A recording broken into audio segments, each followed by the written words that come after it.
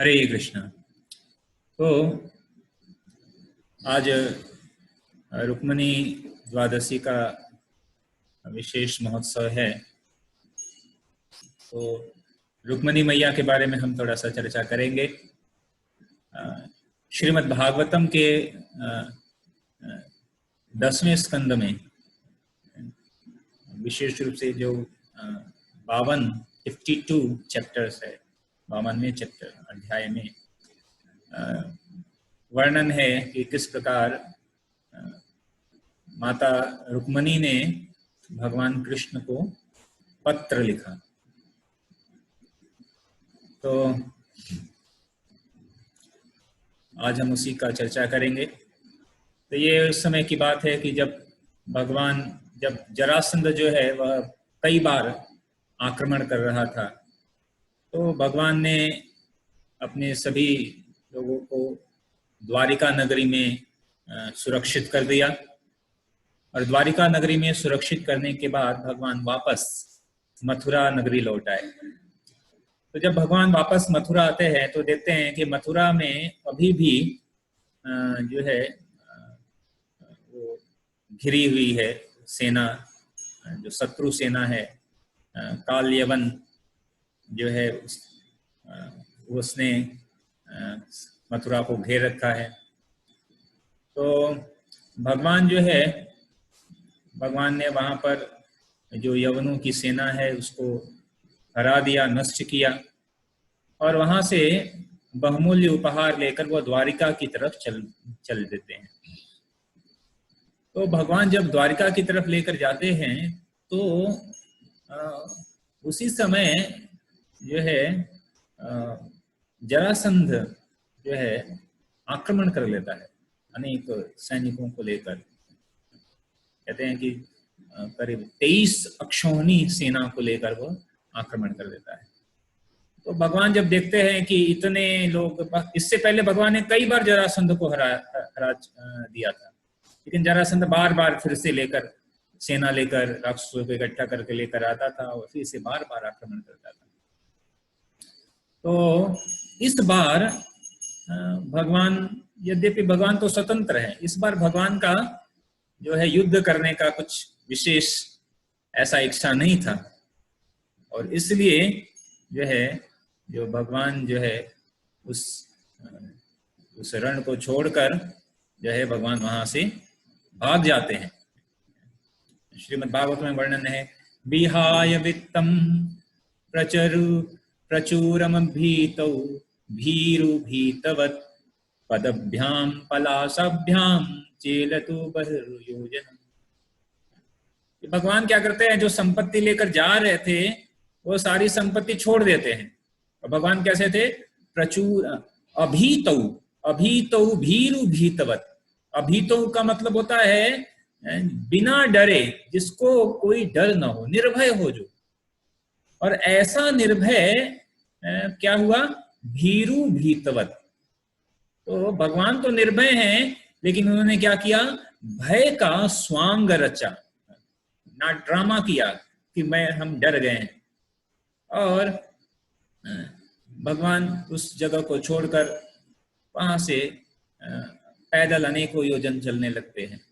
और जरासंध जो है वो खुश हो जाता है कि अरे भगवान हमसे डर कर भाग रहे हैं, और वह अनेकों सैनिकों के साथ भगवान का पीछा करने लगता है। तो भगवान जो है काफी दूर तक जो है वहां से भाग जाते हैं। कृष्ण और बलराम दोनों वहां से भागकर एक प्रवर्षण नाम का एक पर्वत था, उस प्रवर्षण नाम के पर्वत पर भगवान ऐसे चढ़ जाते हैं, तुरंत चढ़ जाते हैं। तो उस वर्णन है कि काफी दूर तक चलने के बाद ऐसे तो थक गए थे, लेकिन उसके बाद भी भगवान तुरंत ही ऐसे भाग कर कृष्ण और बलराम दोनों पर्वत पर चढ़ जाते हैं।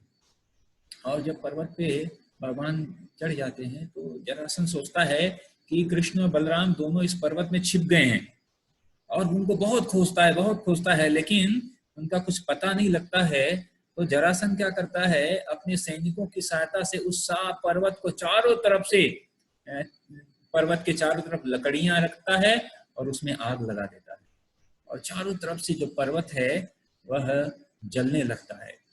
और तो जब भगवान देखते हैं कि पर्वत में आग उसने लगा दिया, तो भगवान क्या करते हैं, कृष्ण बलराम उस पर्वत की चोटी से वह कूद जाते हैं। पर्वत कितना ऊंचा था? 11 योजन। प्रभुपाद तात्पर्य में लिखते हैं, इस एक लाइन का तात्पर्य लिखते हैं प्रभुपाद कहते हैं 11 योजन का मतलब होता है 90 मील। मतलब 90 मील के पर्वत से भगवान कृष्ण और बलराम जमीन पर कूद जाते हैं और वहां से कूदकर जो है वह द्वारिकापुरी वापस भगवान वहां से लौट जाते हैं। तो जरासंध सोचता है कि अरे कृष्ण बलराम तो अभी जल के मृत हो गए होंगे, तो जरासंध अपनी सेना लेकर वापस मगध की ओर चला जाता है। और तो भगवान तो आचार्यगण कहते हैं कि वास्तविक रूप में भगवान क्यों जरासंध से इस बार युद्ध नहीं किया, क्योंकि भगवान को इस बार और एक बहुत ही महत्वपूर्ण कार्य करना था। और वह कार्य क्या था? माता रुक्मणी से विवाह का कार्य। तो सुखदेव गोस्वामी ऐसा वर्णन करते हैं माता रुक्मणी के बारे में। और परीक्षित महाराज प्रश्न करते हैं, भगवान भीष्म सुता रुक्मिं रुचिरानानां राक्षसेन विधानेन उपयेम इति श्रुतम्। राजा परीक्षित कहते हैं कि मैंने सुना है कि भगवान ने भीष्म की पुत्री रुक्मणी से राक्षस विधि से विवाह किया। विवाह के अनेक तरीके होते हैं। राक्षस विधि वह होता है जिसमें जो वधु है, वर जो है, वह कई लोगों से युद्ध करके उनको हराकर और वधु को लेकर बलपूर्वक जो है उनको लेकर जाता है। इसको राक्षस विधि का विवाह कहते हैं। तो भगवान तो सुखदेव परीक्षित महाराज बहुत ही प्रश्न करते हैं, विस्मित होकर प्रश्न करते हैं कि मैंने ऐसा सुना है, तो कृपया करके हे प्रभु आप यह सुनाइए कि किस प्रकार भगवान ने साल्व और मगध जैसे के राजाओं को हराकर अपनी दुल्हन को वहां से लेके गए। तो देखिए श्रीमद् भागवतम जो है यह संपूर्ण प्रकार की लीलाओं से युक्त है। जैसे कोई ड्रामा होता है तो ड्रामा में इमोशनल सीन होता है, कभी कभी हॉरर सीन आता है, कभी कभी उसमें जो है तो रोमांटिक सीन आता है। तो अभी यह श्रीमद् भागवत संपूर्ण, यह पूर्ण है, लेकिन यह सामान्य भौतिक जगत जैसा नहीं है, भौतिक जगत के वृत्तियों जैसा नहीं है। तो सुखदेव गोस्वामी बताते हैं कि हाँ सुनो। तो सुखदेव गोस्वामी बताते हैं कि यह भगवान की कथा कैसी है। बृहन् कृष्ण कथा पुण्याम माधवीर्लीलो कमलापः कोनु तृप्यते श्रीमानः श्रुतज्ञो नित्य नूतनः। जब हम किसी अन्य कोई भौतिक फिल्म देखते हैं जिसमें इस तरह की कथाएं हैं और इस तरह, वो क्या करती है, हमारे सारे मन को दूषित करती है।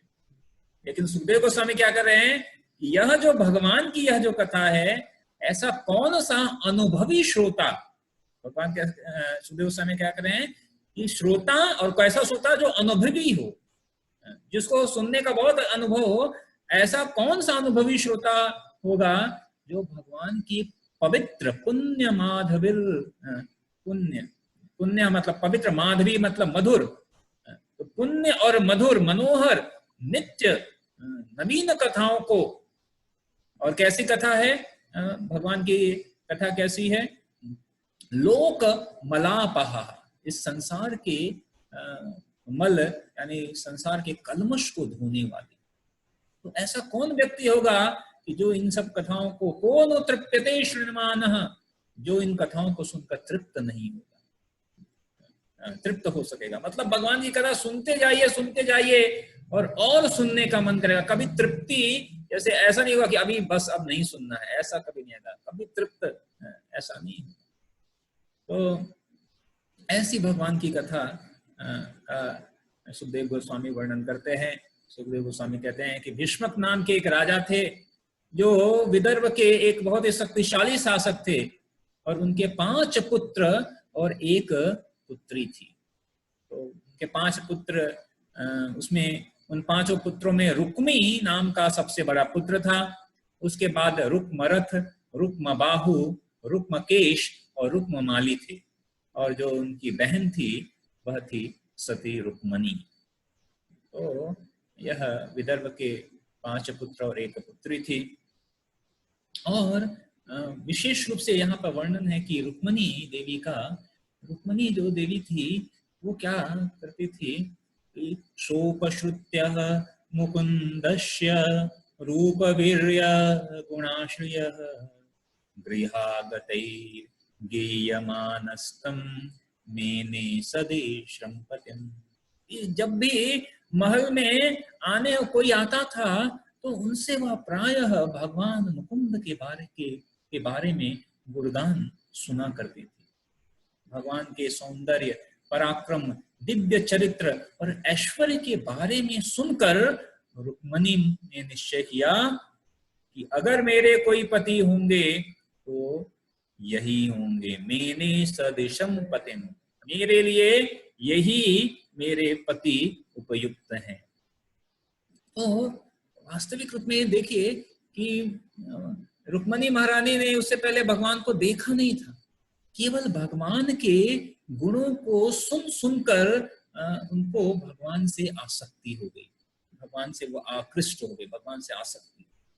इसीलिए जो है हमें क्यों भगवान के नाम को बार बार कहना है, क्यों भगवान की कथा या भगवान के गुणों को बार बार सुनना है, क्योंकि जब हम बार बार भगवान की कथा को सुनेंगे तो हमारा भी हृदय भगवान के गुणों से आसक्त हो जाएगा, भगवान से आसक्त हो जाएगा, रुक्मणी महारानी की तरह।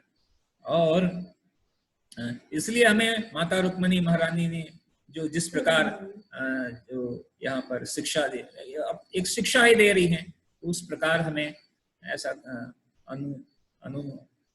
कार्य करना है। तो रुक्मणी महारानी ने देखा कि उनका जो भाई था रुक्मी, लेकिन वो भगवान से बहुत द्वेष करता था।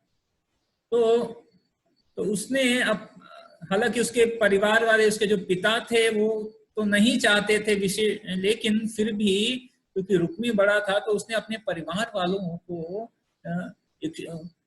इच्छा की विपरीत जो है वह रुक्मणी महारानी का विवाह कृष्ण से करने देना नहीं चाहता था, बल्कि वह उनका विवाह शिशुपाल से करना चाहता था।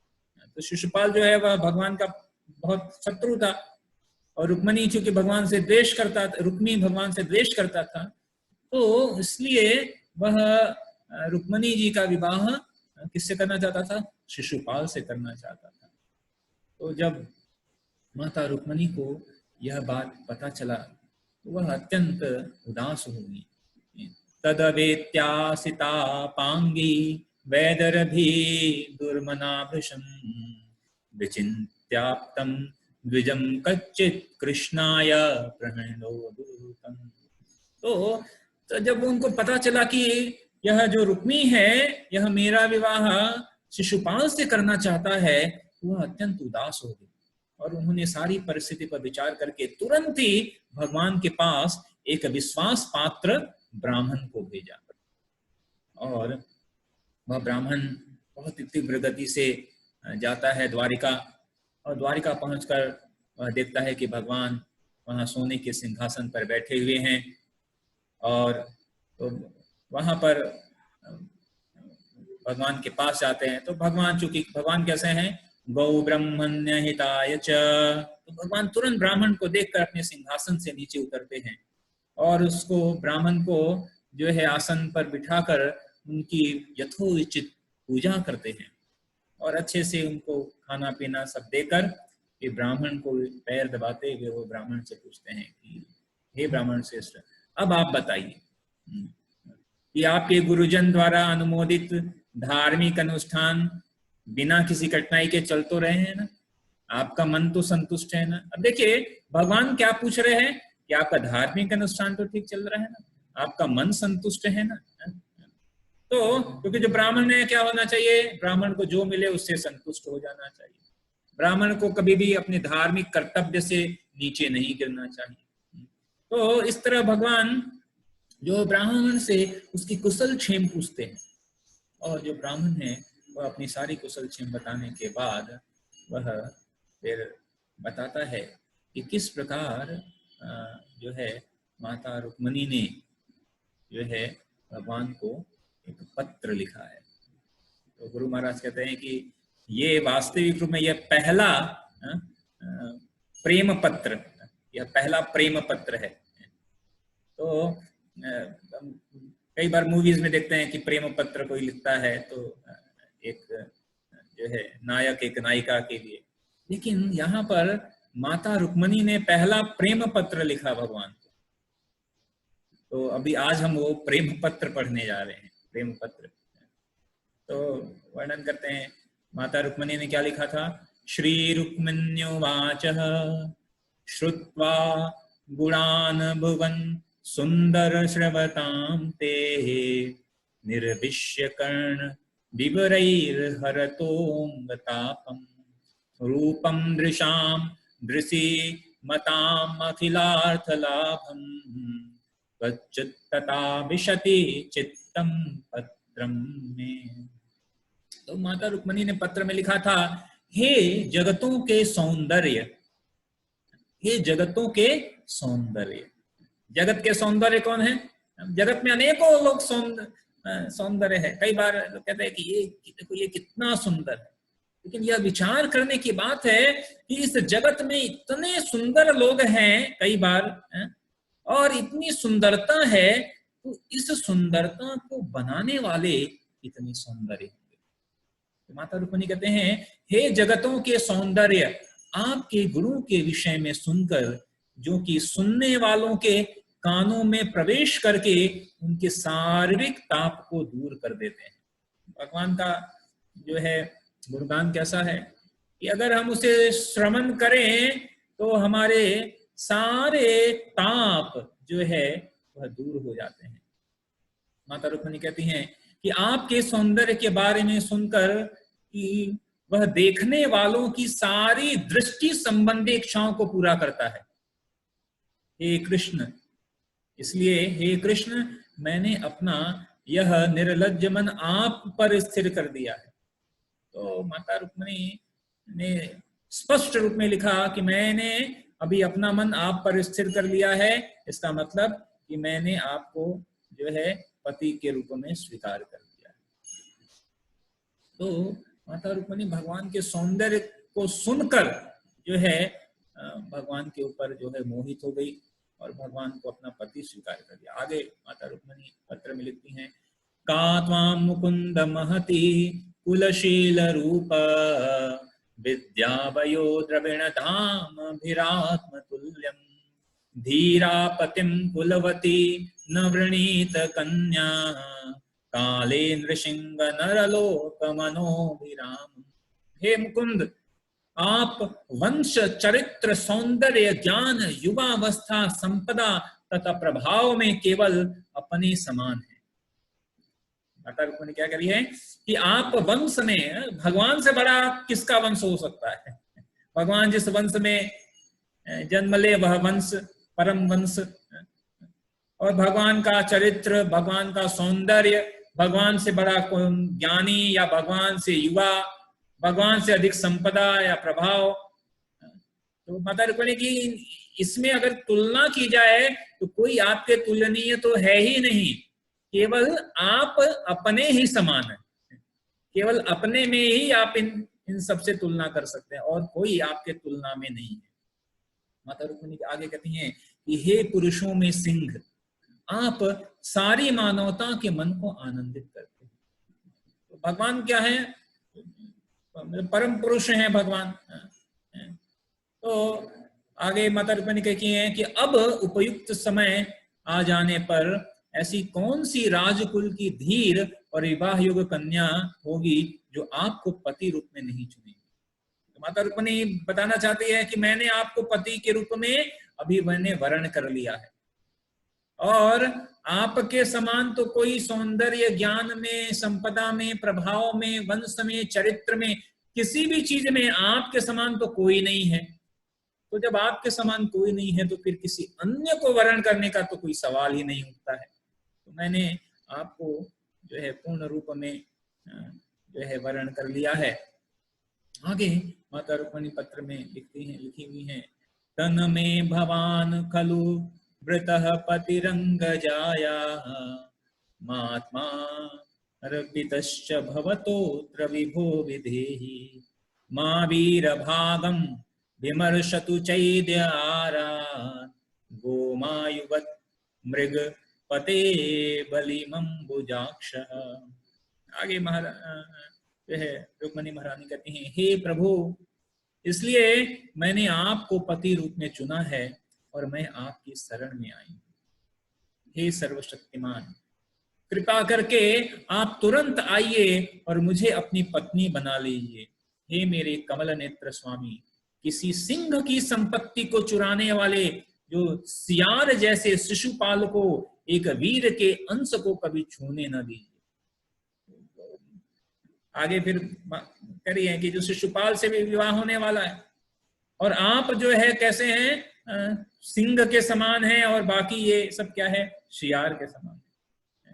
तो कई बार जब जो है जब सिंह की जो संपत्ति है, कभी कभी सिंह के जब वह सिंह नहीं रहता है तो कुछ सियार और कुत्ते वो चुरा कर लेके जाते हैं।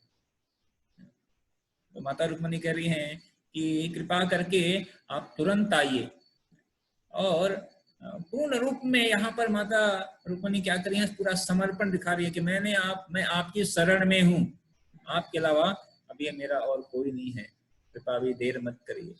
आगे पत्र में लिखा है, पुरतेस्त दत्त नियम व्रत देव विप्र, गुरुवर्चनादि विरलम भगवान परेश, आराधितो यदि गदाग्रज यत्यपानिम, गृह्णातु मे दम घोष सुतादयुन्ये। आगे कहते हैं कि यदि मैंने कोई भी पुण्य कर्म, यज्ञ, दान, अनुष्ठान, व्रत के साथ साथ देवताओं, ब्राह्मणों और गुरुओं की पूजा द्वारा भगवान की पर्याप्त रूप में उपासना की हो, तो हे गदाग्रज,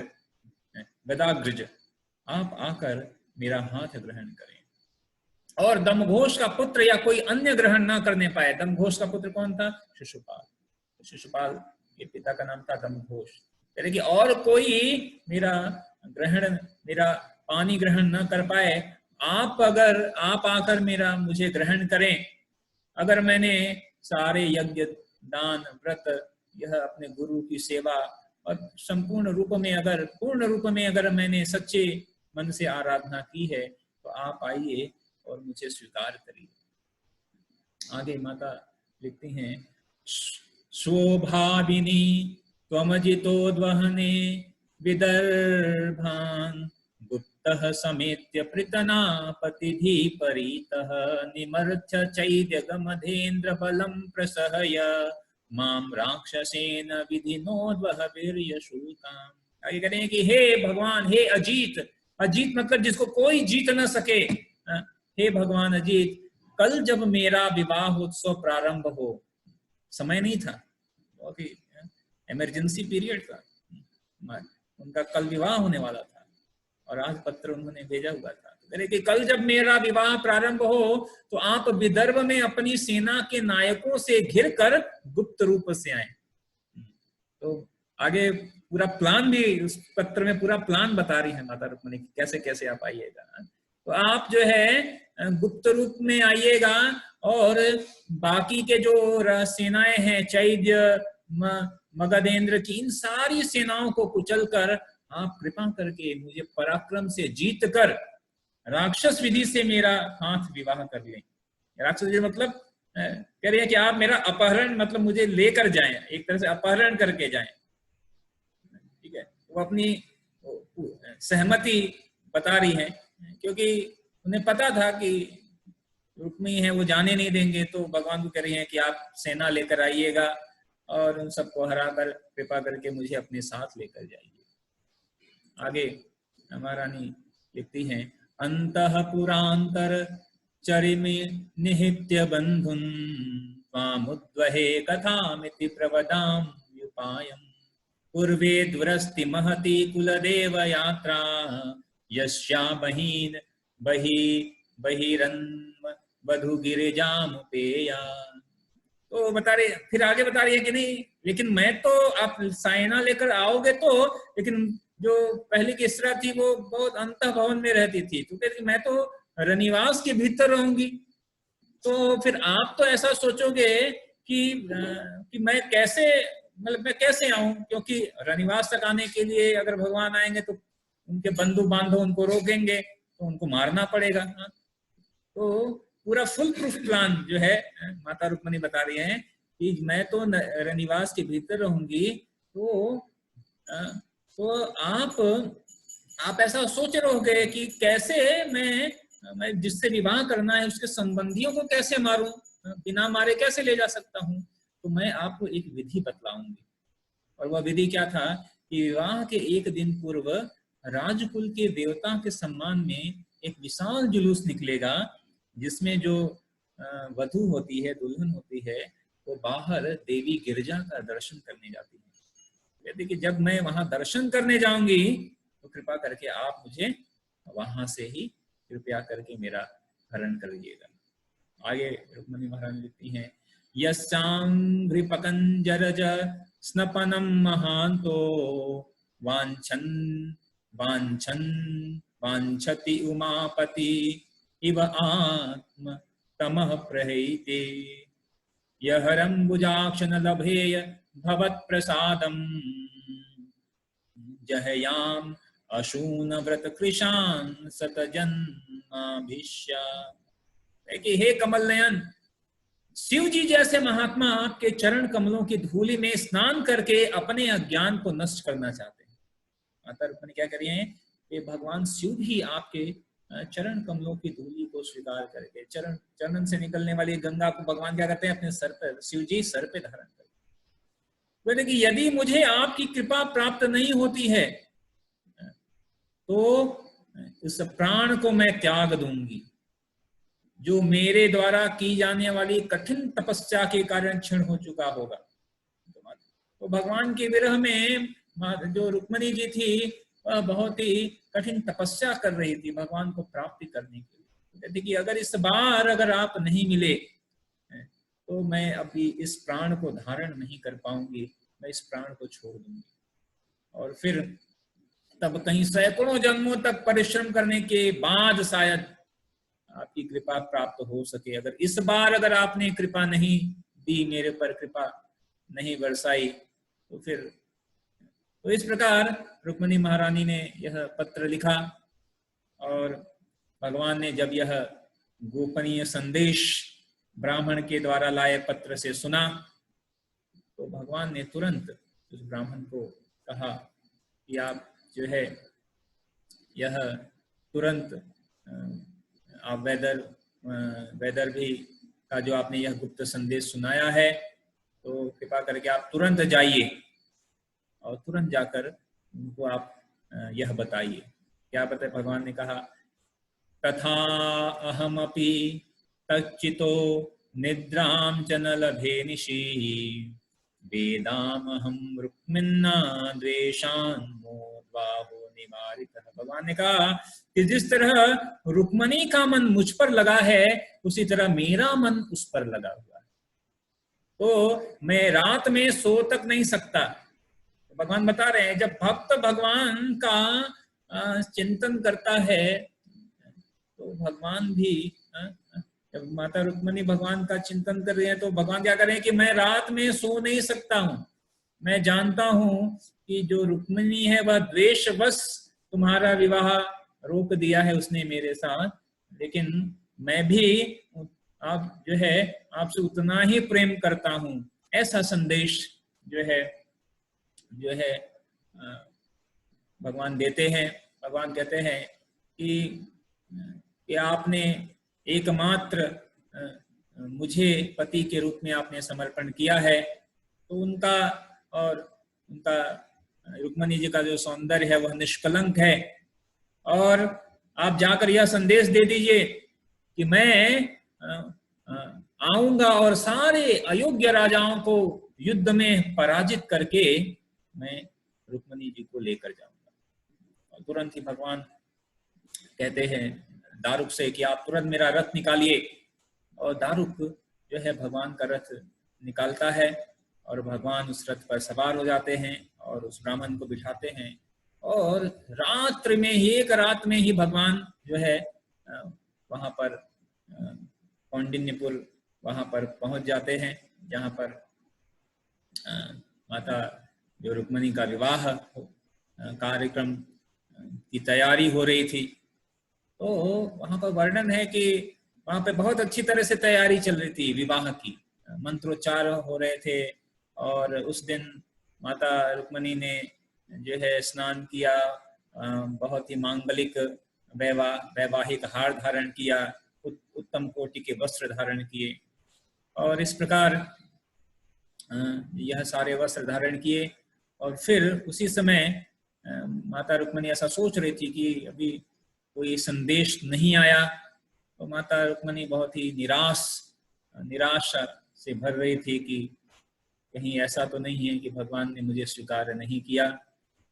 तो आगे कल हम चर्चा करेंगे कि माता रुक्मणी की निराशा को भगवान ने कैसे दूर किया और फिर किस प्रकार भगवान ने माता रुक्मणी को इस निराशा से दूर करके उनको माता रुक्मणी को सभी लोगों के बीच में से लेकर भगवान जाते हैं।